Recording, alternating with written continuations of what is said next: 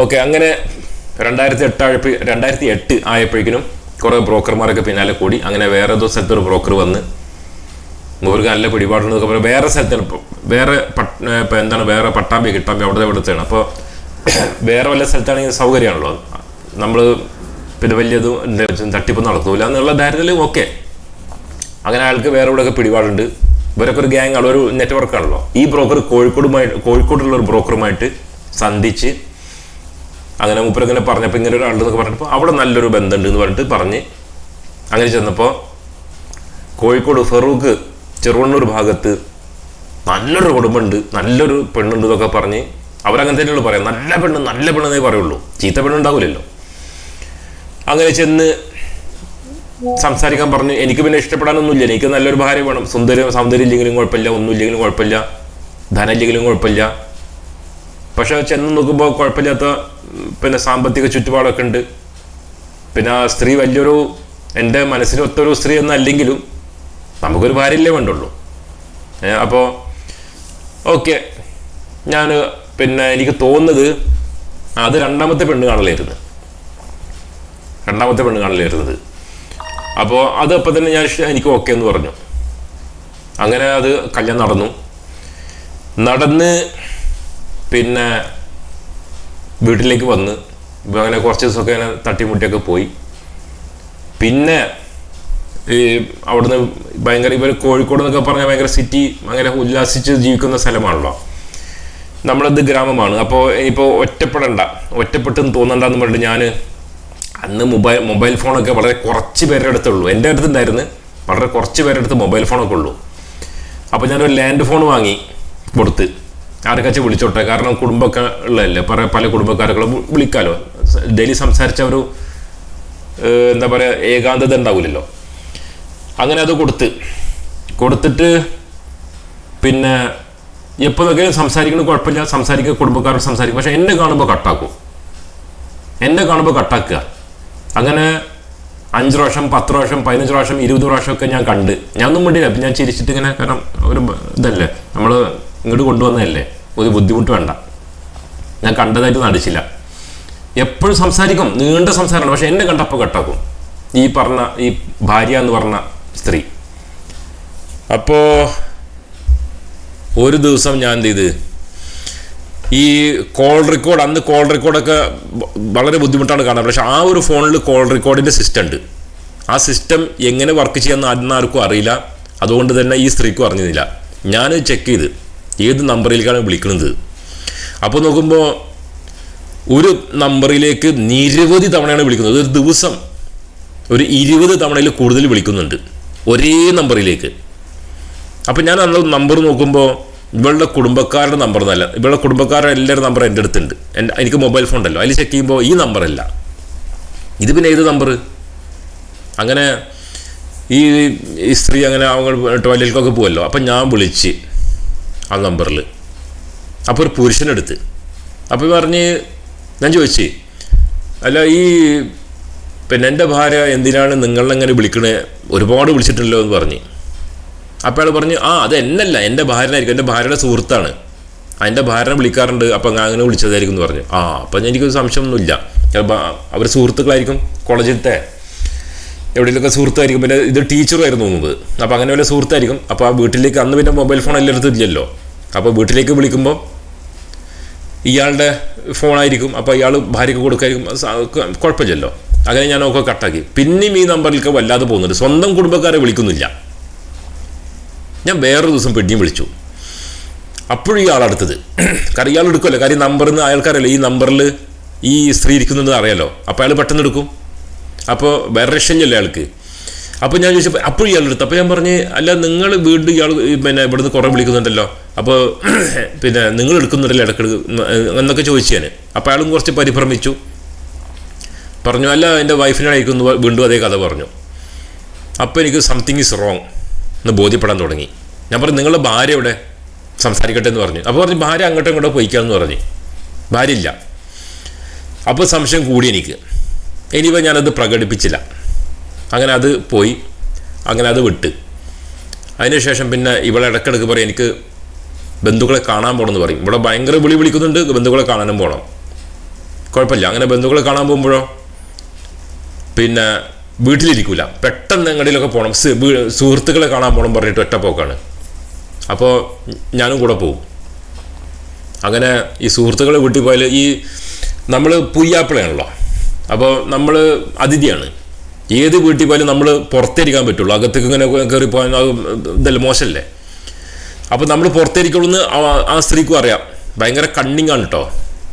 ഞാൻ പുറത്തേരിക്കുള്ളൂ നന്നായിട്ട് ഞാൻ പുറത്ത് ഇങ്ങനെ ഇരിക്കുമ്പോൾ അകത്തേക്ക് പോകും. പിന്നെ ആളെവിടെ പോയി അറിയില്ല. അങ്ങനെ കുറേ ബന്ധുക്കളുടെ വീട്ടിലൊക്കെ ഞാൻ ജസ്റ്റ് ചുരുക്കി പറയാണ്. അങ്ങനെ കുറേ ബന്ധുക്കളുടെ വീട്ടിൽ സ്വന്തം വീട്ടിലിരിക്കില്ല, ബന്ധു പറഞ്ഞിങ്ങനെ പോലെയാണ്. അപ്പം ഞാനൊരു കാര്യം നോട്ട് ചെയ്ത്, ഏത് വീട്ടിലേക്ക് പോയാലും അവിടെ ഒരു മോട്ടോർ സൈക്കിൾ ഒരാൾ വരും. എന്നിട്ട് അയാൾ നോക്കുമ്പോൾ അവരുടെ ആരും ചോദിച്ചപ്പോൾ എളാപ്പയുടെ മകനാന്ന് പറഞ്ഞ്. അപ്പോൾ അയാൾക്ക് അകത്ത് പോകാം, കാരണം അയാളുടെ ബന്ധുക്കളാണല്ലോ, അയാൾക്ക് അകത്ത് പോകാമല്ലോ, എനിക്ക് പോകാൻ പറ്റില്ലല്ലോ.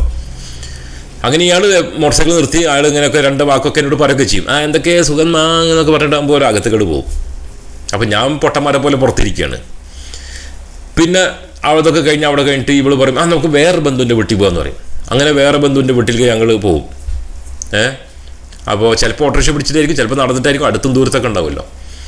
അവിടെ എത്തുമ്പോഴാണ് ഇയാൾ മോട്ടോർ സൈക്കിളായിട്ട് അവിടെയും വരുന്നത്. അങ്ങനെ ഒരു 5-6 സ്ഥലത്ത് ഇയാൾ മോട്ടോർ സൈക്കിളായിട്ട് വരികയാണ് പല ദിവസങ്ങളിൽ.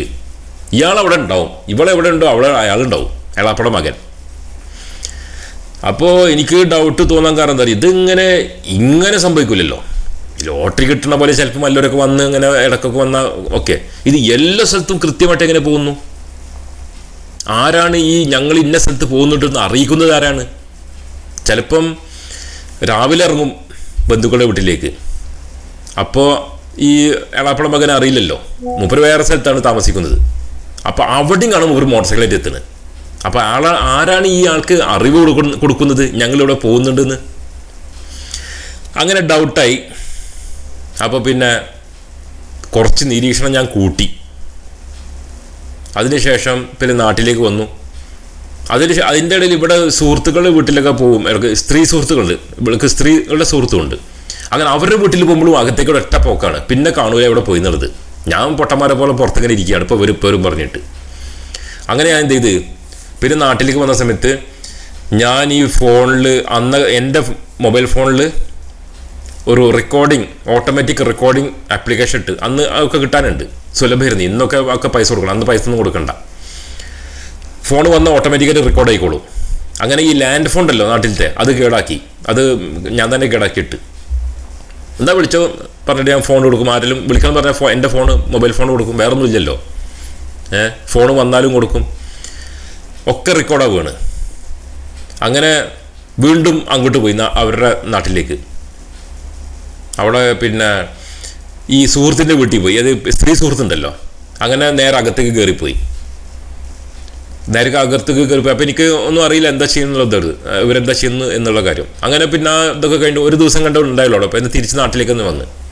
അങ്ങനെ നാട്ടിലിരുന്നിട്ട് എൻ്റെ വീട്ടിലിരുന്നിട്ട് ഈ എൻ്റെ ഫോണായിട്ട് ആ സ്ത്രീ സുഹൃത്തുണ്ടല്ലോ അതിന് ഫോൺ ചെയ്യാണ്. അപ്പോൾ ഞാൻ അറിയുന്നില്ല. അങ്ങനെ ആ റെക്കോർഡിങ് എന്താന്ന് നോക്കട്ടെ പറഞ്ഞാണ് ആ റെക്കോർഡിങ് കേട്ടപ്പോഴാണ് അതിൽ പറയുന്നത്, പിന്നെ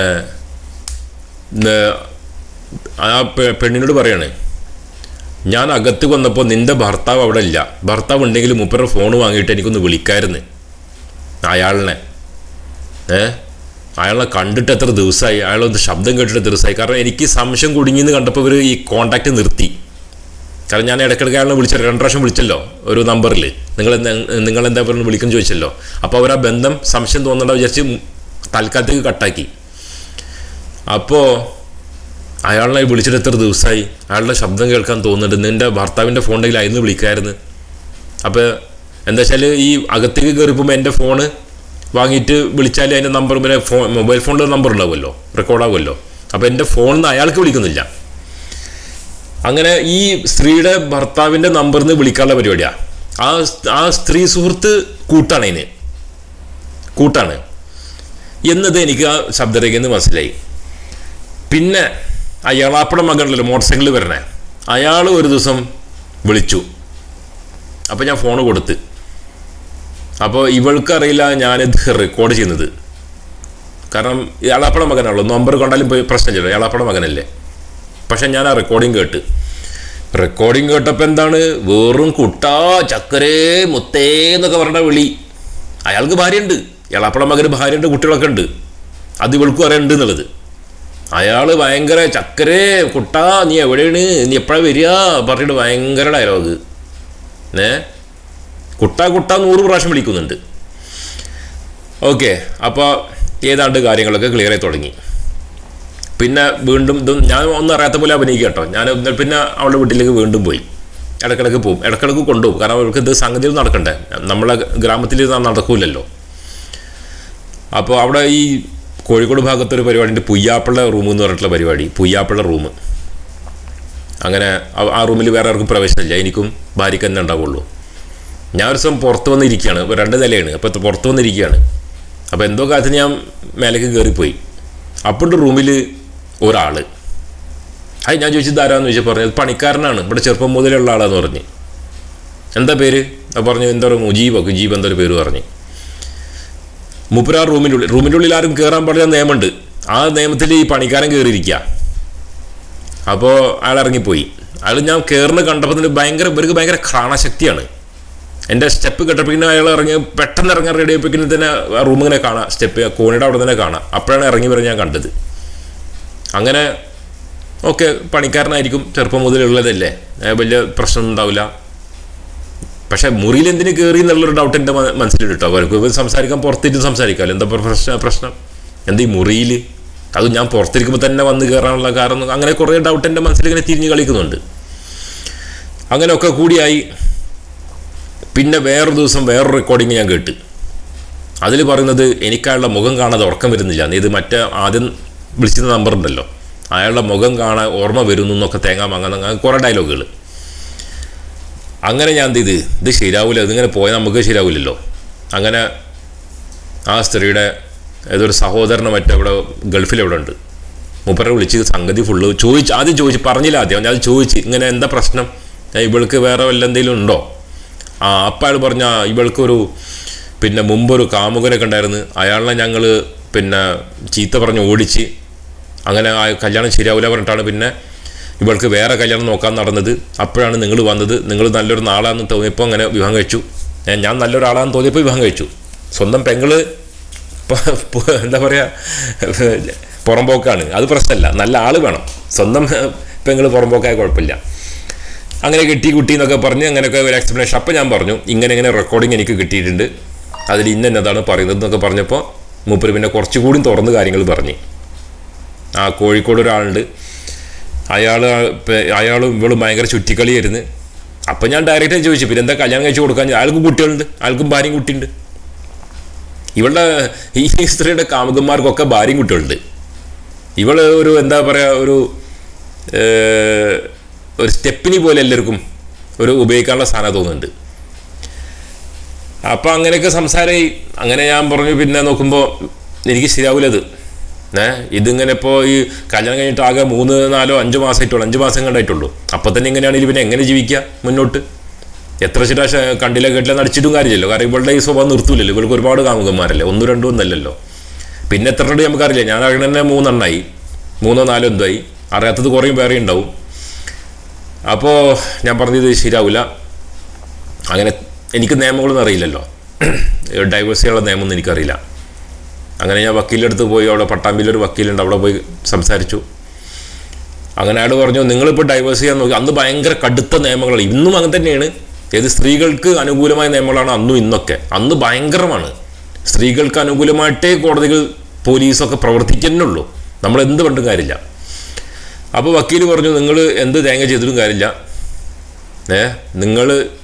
നിങ്ങൾക്കെതിരെ കേസ് വരും, 498. അന്നാണ് അയാളാണ് എനിക്ക് പറഞ്ഞു തരുന്നത് 498A എന്താണെന്നൊക്കെ.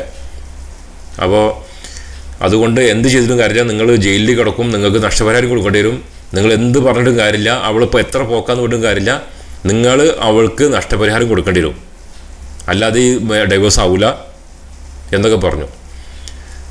അപ്പോൾ മൂപ്പർക്കുള്ള ഫീസ് ഞാൻ നല്ല ഫീസ് കൊടുക്കുന്ന കാരണം മൂപ്പർ കുറച്ചുകൂടി ആത്മാർത്ഥതമായിട്ട് എന്നോട് പറഞ്ഞു നിങ്ങളൊരു കാര്യം ചെയ്യും, ഇതിൽ രക്ഷപ്പെടണമെങ്കിൽ ഒരു സംഗതി ഉണ്ട്, നിങ്ങളുടെ പ്രോപ്പർട്ടിയൊക്കെ ഒന്നിക്കൽ വേറെ നിങ്ങളുടെ അടുത്ത ആൾക്കാർക്ക് എഴുതി കൊടുക്കുക, അല്ലെങ്കിൽ വിറ്റ് പൈസ ക്യാഷ് ആക്കിയിട്ട് നിങ്ങൾ സ്ഥലം വിട്ടോ എന്ന് പറഞ്ഞാൽ ആ ഒരു വക്കീൽ, അതേ വഴിയുള്ളൂ. വേറെ നിയമത്തിൽ കൂടെ പോയാൽ നിങ്ങൾ ശരിക്കും ദുരിതം അനുഭവിക്കും, കുറേ കാലം പോയി കിട്ടും, പിന്നെ ഗൾഫിലേക്കൊന്നും പോകാനും പറ്റൂല. അതുമാത്രമല്ല നിങ്ങളുടെ എന്താ ജയിലിൽ കിടന്ന് നിങ്ങളെ പൈസ മുഴുവൻ പോയി കിട്ടും എന്ന് പറഞ്ഞ്. സത്യം പറഞ്ഞാൽ എനിക്ക് ഗൾഫിലേക്ക് തിരിച്ചു പോകാൻ ആഗ്രഹം ഉണ്ടായിരുന്നില്ല. ഞാൻ നാട്ടിൽ സെറ്റിലാവുക എന്നുള്ള ഉദ്ദേശത്തോടു കൂടി ചെന്നതാണ്. അങ്ങനെ കുടുങ്ങി, അവിടെയും പ്രശ്നങ്ങൾ, സമാധാനം പറഞ്ഞ സംഗതി കിട്ടാതായി. അപ്പോൾ പിന്നെ ഞാൻ തീരുമാനിച്ചു, ശരി എന്നാൽ ഗൾഫിലേക്ക് തന്നെ പോവാം. അങ്ങനെ ഇതൊന്നും അറിയിച്ചില്ല, ഇവരുടെ തീർക്കാൻ പോവാ അതൊന്നും ഞാൻ പറഞ്ഞൊന്നുമില്ല. ഞാൻ നേരെ ഗൾഫിലേക്ക് വിട്ട് UAE. അങ്ങനെ അവിടെ ഒരു ഹൈദരാബാദി കമ്പനിയിൽ ഒരു പിക്കപ്പൊക്കെ വാങ്ങി അവിടെ അവരെന്നെ വിസ ഒക്കെ തന്ന് അങ്ങനെ അത് സ്വന്തമായിട്ട് ഓടിക്കുകയാണ്. അങ്ങനെ അവിടെ നിന്നുകൊണ്ട് പറഞ്ഞു ഞാൻ ഇവിടെ എനിക്ക് വേണ്ട. അപ്പോൾ പിന്നെ അവർ ഒക്കെ കൂടി ഒറ്റ ടീമായി. അതാവുമല്ലോ, കാരണം നമ്മുടെ അടുത്തും പൈസ ചോർത്താമല്ലോ. അപ്പോഴേക്കും എൻ്റെ സാധനങ്ങളൊക്കെ ഞാൻ വിറ്റ് പെറുക്കി ഒക്കെ പൈസ ആക്കി, ആ വക്കീൽ പറഞ്ഞ പോലെ തന്നെ ഒക്കെ പൈസ ആക്കിയിരുന്നു. പൈസ ആക്കി ഒക്കെ റെഡിയാക്കി ഒക്കെ UAE മാറ്റി, UAE. എന്നതിന് ശേഷമാണ് ഞാൻ പറഞ്ഞത്, എല്ലാം സുരക്ഷിതമാണ് കണ്ടതിന് ശേഷമാണ് ഞാൻ പറഞ്ഞത്. അങ്ങനെ ഇവർ ഭയങ്കര ഭീഷണിയായി ഒച്ചമ്പള കേസ്, കേസോട് കേസ്, അവർ ദൂരേനെ കേസ് കൊടുത്ത് നിരവധി കേസുകൾ, 8 or 10 കേസ്, എത്ര കേസാണെന്ന് എനിക്കറിയില്ല. അങ്ങനെ കേസുകൾ കൊടുത്ത് അപ്പോഴേക്കും ഞാൻ ഇവിടുന്ന് ഡിവോഴ്സ് ചെയ്യണമെങ്കിൽ അവിടെ പോകണം, അല്ലാതെ ഡിവോഴ്സ് ആവുന്നില്ലല്ലോ. എന്നാലും ഒരു കത്തൊക്കെ എഴുതി, വെള്ളം എനിക്ക് വേണ്ടെന്നൊക്കെ പറഞ്ഞ് ഒരു കത്തൊക്കെ അവിടെ അവരുടെ മഹല്ലയിലൊക്കെ എഴുതി. അത് സ്വീകരിച്ചു ഇല്ലെന്ന് എനിക്കറിയില്ല. എന്നാലും ഞാൻ പോകാൻ തീരുമാനിച്ചിട്ടില്ല. അങ്ങനെ അതിൻ്റെ അടുത്ത സ്റ്റെപ്പ് അവരെടുത്തത്, നിന്നെ ഞങ്ങൾ പൊക്കും എന്നൊക്കെ പണ്ട് ഭയങ്കര ഡയലോഗൊക്കെ അടിച്ച് ഭയങ്കര ഇതായി. ഓക്കെ, അപ്പോൾ ഈ എപ്പിസോഡിൽ ഇത്ര മാത്രം പറയാം, കാരണം അല്ലെങ്കിൽ നീണ്ടുപോകും. അടുത്ത എപ്പിസോഡിൽ ബാക്കിയുള്ളത്.